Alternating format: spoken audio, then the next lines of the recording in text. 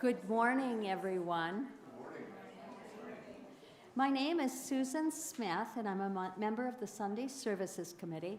It's my honor and privilege to welcome you on this New Year's Day, the first day of 2023, to serve as coordinator of this lay-led service and to remind you to silence your devices if you haven't already done so. It will be 11 years 2034 before the first day of New Year again falls on a Sunday, giving us reason to consider this an auspicious day. Following 2034, that will happen next in 2040, then 24, and then 2051, at which time I will be 100 years old. This strange variability in those intervals is being driven by the odd interaction of 4 years between leap years and the 7 days of each week. So finding that common denominator is a little difficult. Many of us look at each new year as a chance to begin anew, some of us with New Year's resolutions, which often serve as promissory notes to our better selves for reform. But sometimes they are as simple as introducing a new practice into our lives, a new experience. In that vein, we will describe a practice that you might want to adopt for the new year. The theme for today's service is finding our center, specifically through participation in monthly small group meetings called Soul Matters, a type of small group ministry. During our service, we will describe how small matters groups function and hear reflections from 4 participants on what Soul Matters has brought to their lives. The team bringing today's service includes Andy Kramer, Mary Van Valen, Susan Leo, Barb Colton, and Holly Haywood. We hope it will be as meaningful to you in the hearing as it was to us in the making. I want to welcome each of you to this unique Sunday, the first day of the new year, and especially to welcome each of you as unique people, as varied as your fingerprints, with your individual differences in values, beliefs, ways of being, each of us on our own unique journeys, each of us marching to the beat of our own drummer. That collective diversity made of all those individual differences brings a richness to our lives, taking us beyond the limited world within which each of us lives. In that spirit, we celebrate you and your differences and are grateful for all of you for enlarging and enriching our lives. Later in the service, we will give voice to the joys and concerns that you may record in the book on your left near the front of the sanctuary. You may come forward to write in the book before or during the service through the time of the offertory. Please light a candle to symbolize the light that we shine on the milestones of your life, the highs as well as the lows. Thank you in advance for your clear penmanship that will allow your words to be shared with the congregation. If there are visitors here today, would you be willing to stand and introduce yourselves?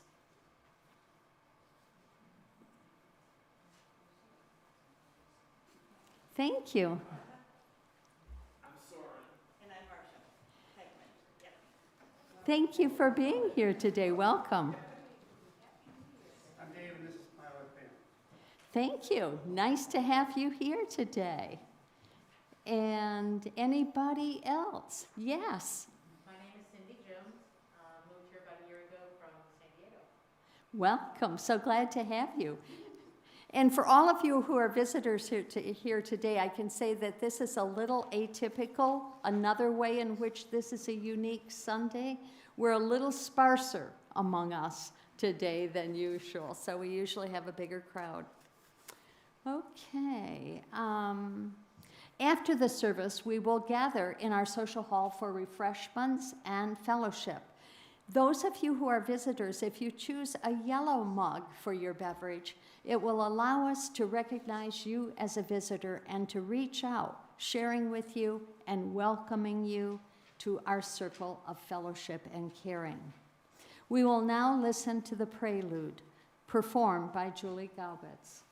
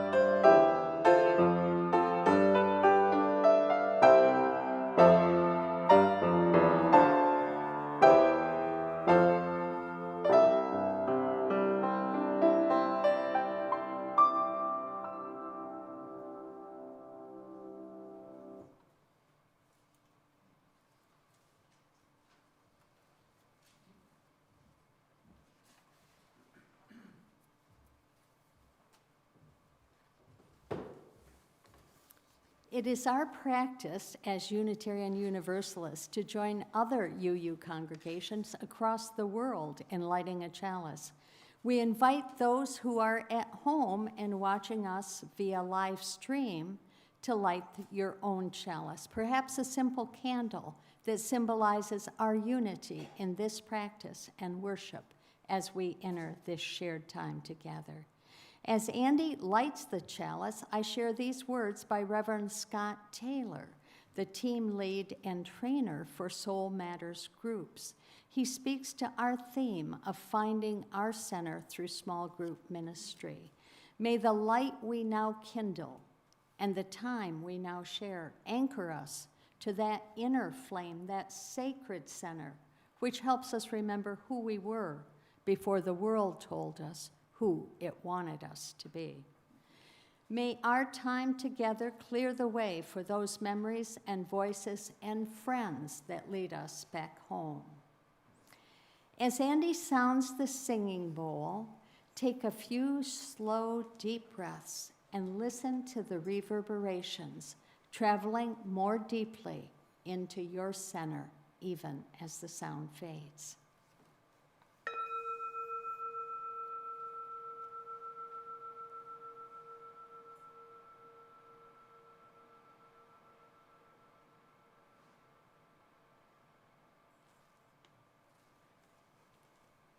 And now we'll have the opening song, number 391 in the Gray Hymnal. It is a video, voice, still and small, words and music by John Corrado. You may stay seated, and this video, the music is performed by our own Renee Russell. But join in singing if you wish and are able. Thank you.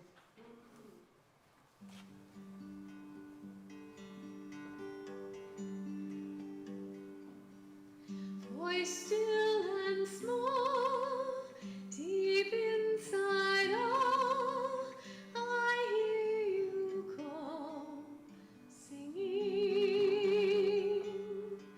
In storm and rain, sorrow and pain, still will remain, singing. Calming my fears, quenching my tears, through all the years, singing.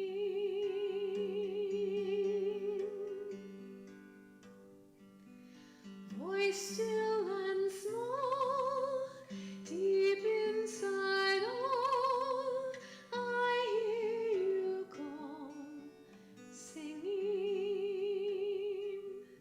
In storm and rain, sorrow and pain, still will remain, singing. Calming my fears, quenching my tears, through all the years, singing.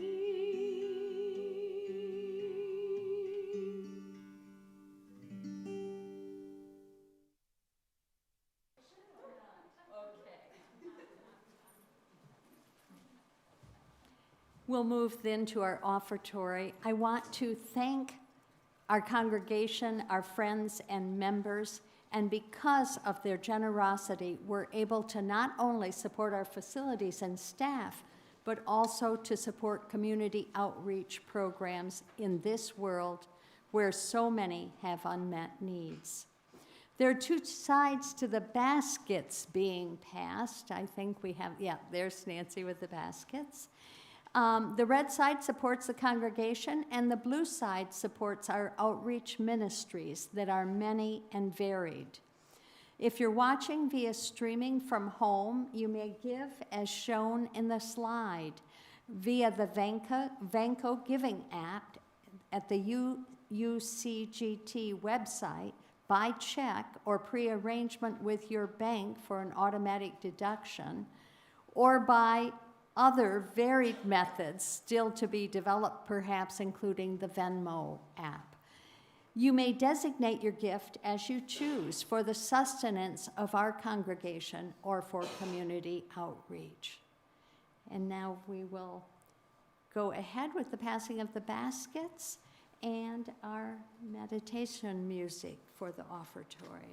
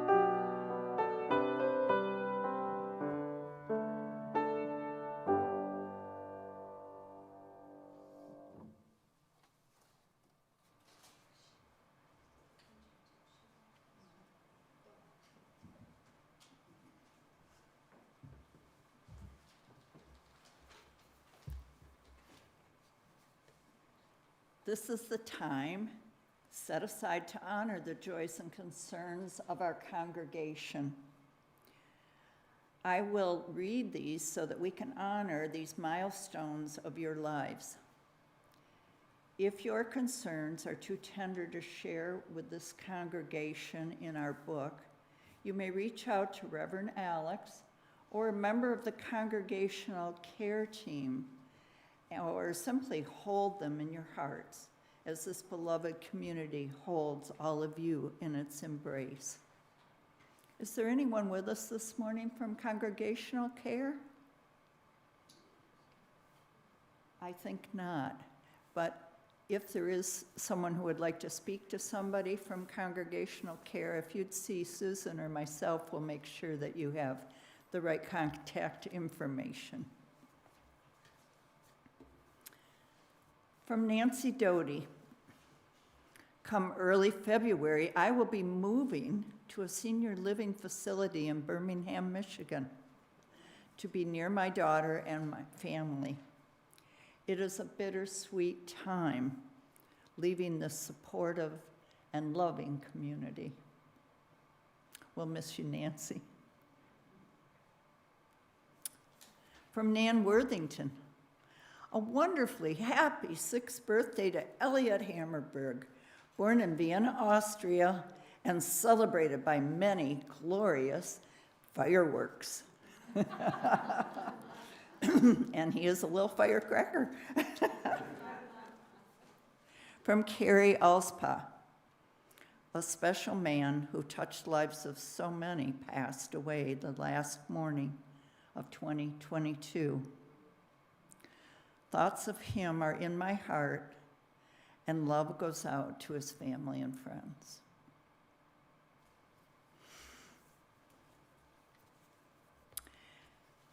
And now it's time for our reading. Our reading today, as we work to find our center, speaks to how best to see and hear the soul of another person. These two pieces are written by Parker Palmer. We all have an inner teacher whose guidance is more reliable than anything we can get from a doctrine, an ideology, a collective belief system, an institution, or a teacher. And from the second piece, if we want to support each other's inner lives, we must remember a simple truth. The human soul does not want to be fixed.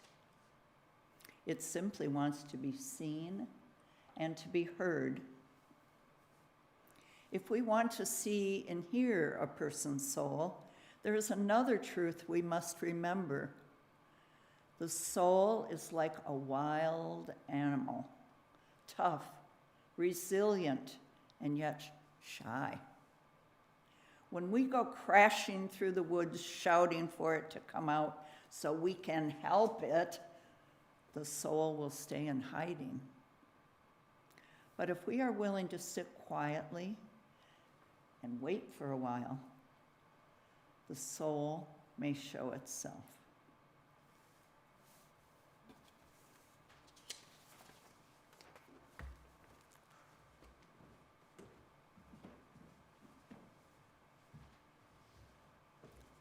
Thank you, Andy. That is exactly what we do in our Soul Matters groups. Sit quietly and wait for the souls to show themselves. Soul Matters is one type of small group ministry. Other ministry through small groups that some of you may have participated include Transforming Hearts, Starting Points, and covenant groups. But Soul Matters, what is it? How does it work? Facilitators are trained by Reverend Scott Taylor, and we heard a reading from him earlier. He's the team lead among UU congregations for Soul Matters. The development of Soul Matters was part of the evolution of his own ministry.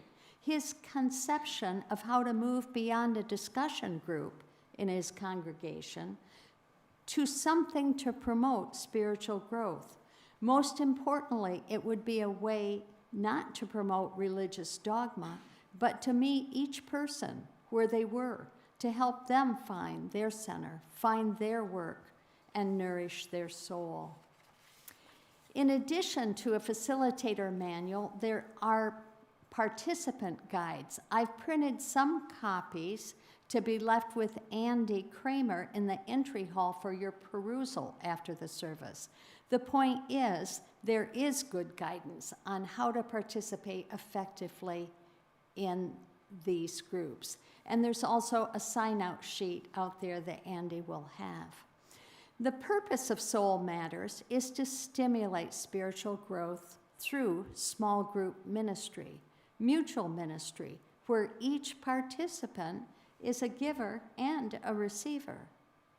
The covenant holds the group to abide by deep respect for others, making the commitment to our meetings a priority, and forbids sharing other stories outside the group.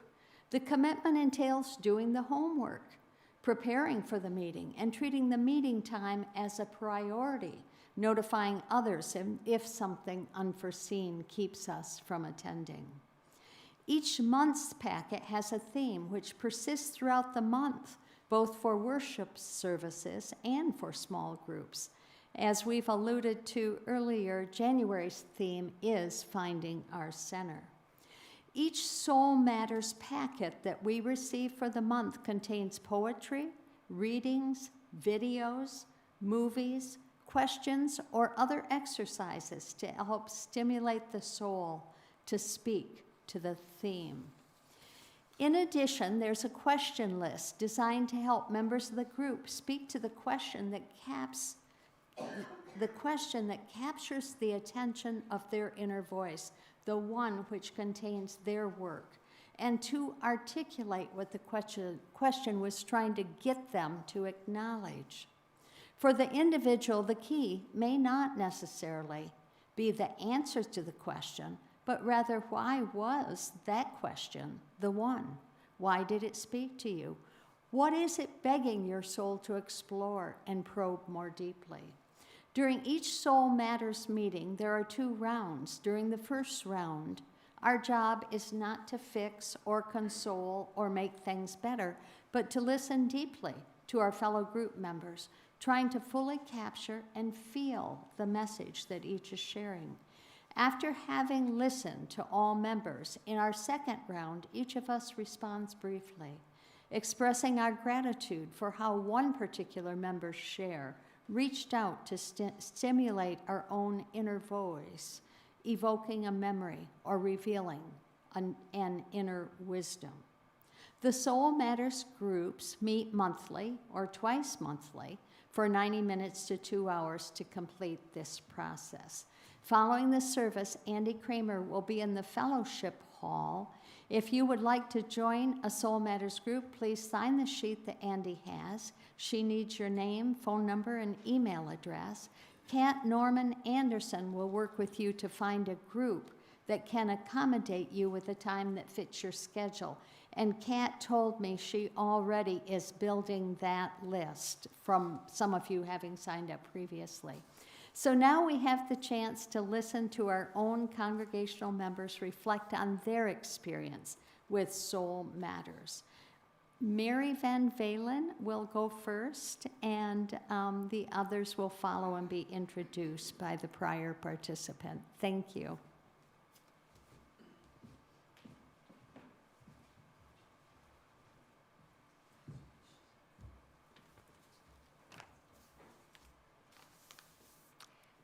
My beginnings with small groups in this congregation dates back to when we had about 250 members, and it was difficult. Pardon? Does that help? Okay. So we had about 250 members, and it was difficult for us to get to meet new people and make good connections. And so Judith Halstead and Kevin Tarsa and I were charged with designing small groups so that we could get together and know each other better. So we planned and we decided we would call them fan groups, standing for friends and neighbors. And they would be geographically designed groups so that people from Northport wouldn't need to go to Elk Rapids for their group. So we got it all organized, and then we let people know which group they were in and let them kind of take it from there. Well, boy, oh boy, did we ever have pushback. For one, people really didn't like us assigning them to a group. And the other thing, we didn't suggest a structure at all. Just, you're on your own. So, through that experience, we did learn what doesn't work with small groups. Soul Matters provides this wonderful structure that they call disciplined listening. And it allows each participant to speak uninterrupted about either their exercise or the question. And Susan described the rounds that were taken. And the rest of us just listen. And I always found that difficult because my default setting is problem solving. And not only do I want to solve my problems, but I'll help you with yours. And it was really difficult at first for me to shut that down and just listen and let the person do their own problem solving. And then there are times in Soul Matters that there's just some sustained silence. And that's kind of difficult at first. It feels a little awkward, like, shouldn't we fill that space? And I've come over time to understand that that's when sometimes people make really deep connections with themselves. So the monthly themes allow for deeply contemplating new topics each month. And as we take turns describing the process we use for the exercises and the questions, another person's insight becomes this wonderful learning experience. And then plus our own digging gives us this great opportunity for growth and deeper understanding. To have a chance to gather with friends and dig deeply and feel safe and encouraged is something that feeds me.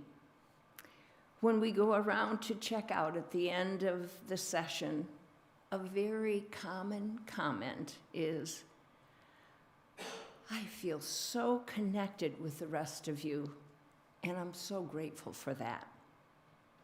I'll give you an example on this month's theme. My good friend and her 16-year-old twins came over before Christmas, and I had just done this exercise for finding your center. And the task was, you were given a list of core values, and you had to choose the 5 core values you thought you held most deeply. And then you ask a friend to look at that same list and see if they can pick out the 5 core values they think you express in your life. So I asked all 3 of them to do this with me, and we sat around our table, and everybody chose their own 5, and then they chose 5 for each of the rest of us around the table. It was fascinating listening to 16-year-olds debating over whether they wanted to call it compassion or kindness, and what was the difference, really. And they were so open about talking about it. I love that. One of the twins asked his mom and I in disbelief, since we're both teachers, Why didn't you choose learning or education on your list? So back to history. When fan clubs didn't work, we didn't have very many other ideas to come up with for small groups. What followed were years of our congregation not easily connecting with each other, and the trust was more difficult to establish and maintain. With Soul Matters small groups, I feel like we are beginning to have a much stronger sense of connection, and I think that helps us get through difficult times. We know and trust each other, which is about the best beginning I know for a healthy congregation.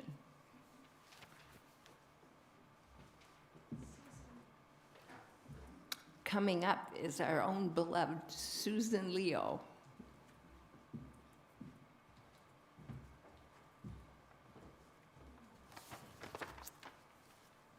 Good morning. I joined my first UU congregation over 20 years ago.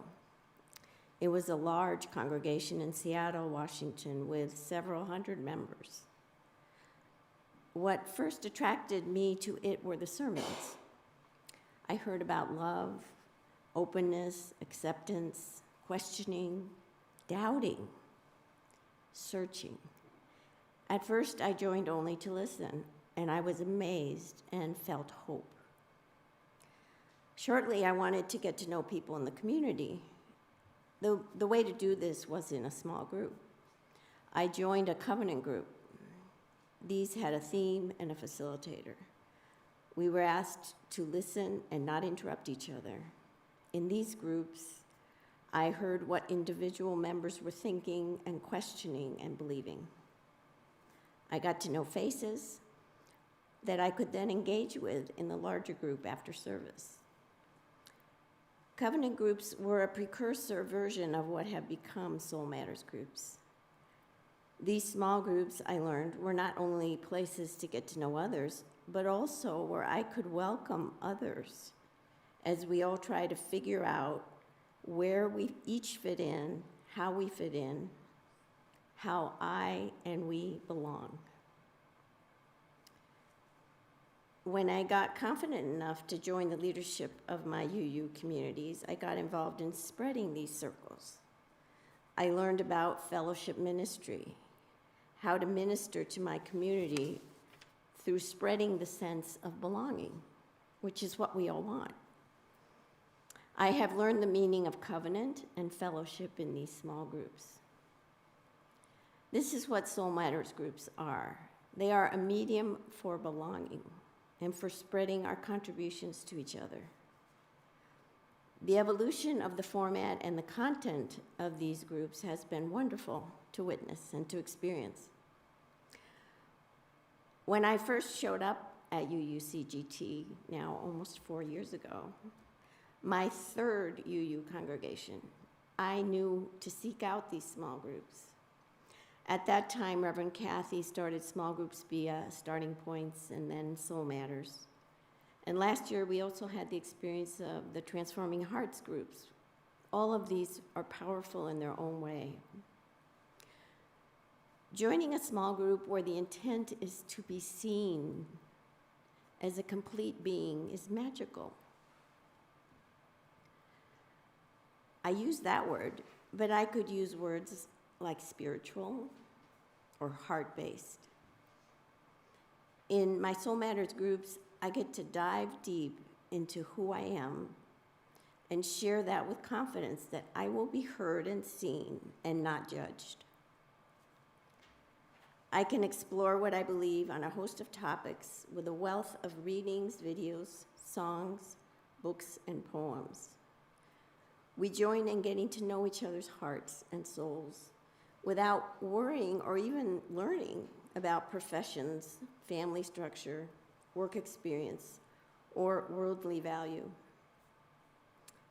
I have gotten to share my hurts, my wonders, with others who receive me in my knowing and in my doubts. I believe for most of us, this is a unique and very treasured experience. Joining a new group or a new organization is hard. Belonging is hard. I have organizations I have participated in for years where I don't feel a true sense of belonging. I have never had that experience in a UU small group where the training is simple and the guidelines even simpler. The guidelines are a little bit more extensive, but really come down to listen deeply to yourself. Listen deeply to others. Let yourself be seen and expand. Don't fix or advise, just listen and be heard. If you haven't tried one of these small groups, I hope you will. We are really ministering to each other in these groups, making our congregation stronger and our membership more resilient. It really is a gift. Now we'll hear from Barb Colton.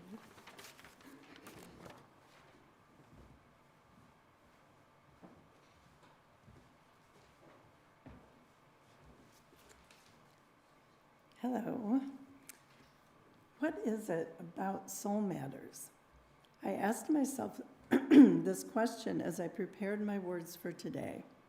The words soul matters are kind of catchy, but also kind of hard to grasp at first. I won't jump into that. We all have our own version of what is a soul and what matters. But the group process known as soul matters is nothing like any prior definitions you may think you have. The basics are that in small groups of up to 8 folks, we meet monthly in various iterations of timing. Some groups are in person, some on Zoom. My group has done both, and we meet twice a month. But back to my question, and hopefully yours as well. What is it about Soul Matters? Why should anyone be curious about it?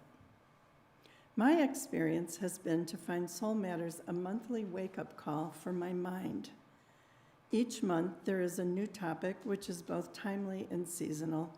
For instance, last month, December, was wonder. Other topics have been intention, change, belonging.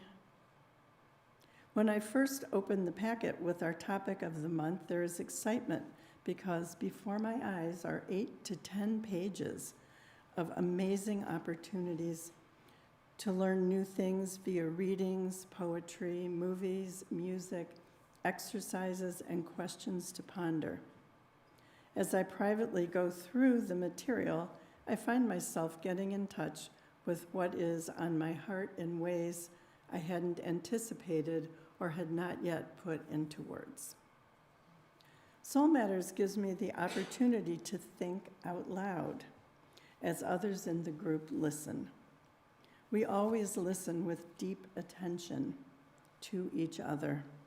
We do not reply with thoughts of our own. Our job is to hold the space for the speaker. In this way, each of us, speaker and listener, is able to move from everyday mind into a fuller consciousness of what we are thinking, feeling, and sensing. In this Soul Matters process, I find I gained heightened awareness in the present moment. This is regarding not only myself, but the others in the group and the topic. My perspective broadens and deepens. This in turn enhances creativity. I am freed up to view myself and the world through a different lens than I began with. In our group, poetry sometimes happens, or amazing storytelling, or profound changes in perspective. And finally, Soul Matters is the opportunity to spend time with other members in our congregation in meaningful ways, month after month. People I hadn't known become multidimensional. Intimacy grows around sharing our thoughts, feelings, and beliefs. This in turn builds in me a stronger sense of the community I belong to here at our UU. When I walk into a larger community gathering like Sunday services, I can look around and see people I truly know. Soul Matters weaves the invisible web of interconnectedness which we already share, making it stronger and tighter. When I say I belong to UUCGT, this is what I'm talking about. Thank you. And now Holly Haywood.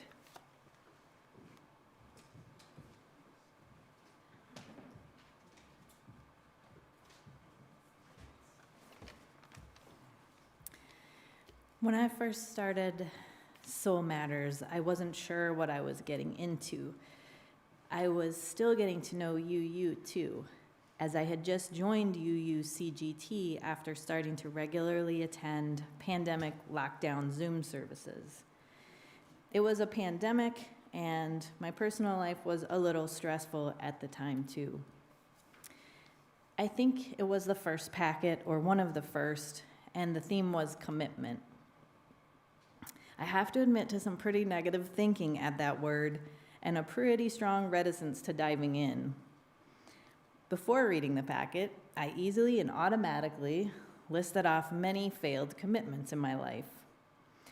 And in true negative thinking form, this led me to some lovely negative projections onto others with thoughts like, oh great, now I get to feel bad for all the commitments I haven't finished. And, oh great, what are these people going to ask of me with my already overloaded plate? Yes, I was in kind of a stressed out, maxed out perspective at the time. But I did start reading the intro page, and it was nothing like I was expecting. There was no finger wagging, no shaming, or calls for piling on more. Zero. What really got me was when I read these sentences. Maybe what's needed most this month is for us to tone down all the motivational talk so we can make at least a little room for mourning. Not every path of commitment is clear and long with a reward waiting at the end. Some just lead to dead ends. Some trails are simply too steep and must be abandoned, not just for our own safety, but for the safety of those we love. And almost always there's that fork in the road. We want to travel both, but we are forced to choose. So commitment to one necessarily means traveling with regret and what ifs. When I read that, I just felt like, oh, there's room for me here. With all of my failed commitments and all the commitments I can't take on. I have been in a Soul Matters group now for over a year, and my life has changed a lot over that time. My group and these packets have been a continuous touchstone for peace, calm, inspiration, and safety each month. I've even found healing and growth and room for a little bit more commitments. My group, being with them, feels like I go and sit in the most peaceful of gardens and learn magical, loving things about myself and others, and our synchronistic connection with each other and everything. I call them my soul sisters. We witness each other and offer up the vulnerability of our own journeys, and it works a kind of magic. The magic of the Soul Matters group for me is that it is not a place where I go to get advice or finger wagged, neither by the packets nor the members. This is a place to be me, get to know me, accept me, and grow me by being in connection with myself first, and then seeing my own imperfect, beautiful, messy, just as I am, vulnerable humanity reflected back to me by deeply listening to others' experience. And it has given me so much love and hope, because I believe this is what our world needs for healing, and what every human needs and deserves: to be, find, know, accept, and grow themselves in connection with other humans being themselves.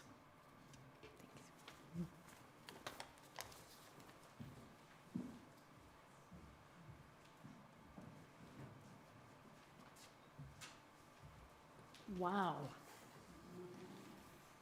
Thank you so much, each of you. I want to share with you 6 of Soul Matters January questions. You know, I mentioned when we get our Soul Matters packets that there's readings, there's poetry, there's videos and music that we can listen to, and movies that we can watch. But in addition to that, we get a list of questions, and then we pick the question that speaks to us. So I want to share with you 6 of January's questions. First, who first helped you find your true self?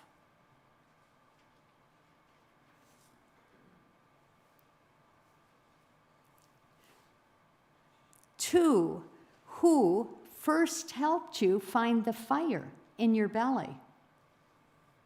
3, what do you do to stay in touch with the fire in your belly? 4, what if you find your center when remembering the nicest thing someone ever said to you? 5, when was the last time someone asked you about that which lies at the deepest center of who you are? And 6, is it possible that the discovery of your deepest self lies in paying attention to the person that annoys you most? Profound questions. Our closing hymn, which will be followed by our extinguishing our chalice and our closing words and benediction. But first, our closing hymn is number 55, Dark of Winter. Words and music by Shelley Jackson Denham, and it's performed by our own vocal ensemble. Enjoy.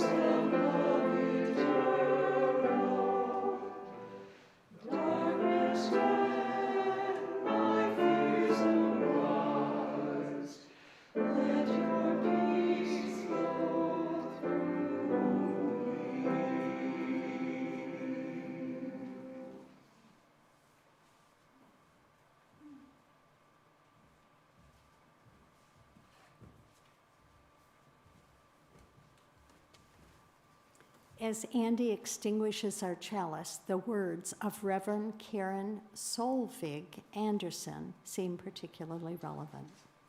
May we dare to live from the center of our being. May we make our own choices before others' choices make us. May the fire that burns in our belly light our way. And may that personal commitment to our own individual lights make the world shine anew. Let it be so, and amen.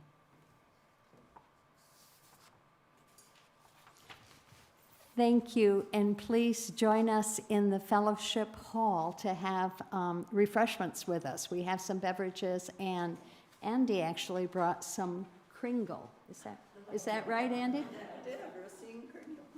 So, We're going to enjoy that, I'm sure, and it'll give us a chance to meet those of you who are visitors a little bit more intimately. Thank you. Thank you for your attention and your participation in today's service.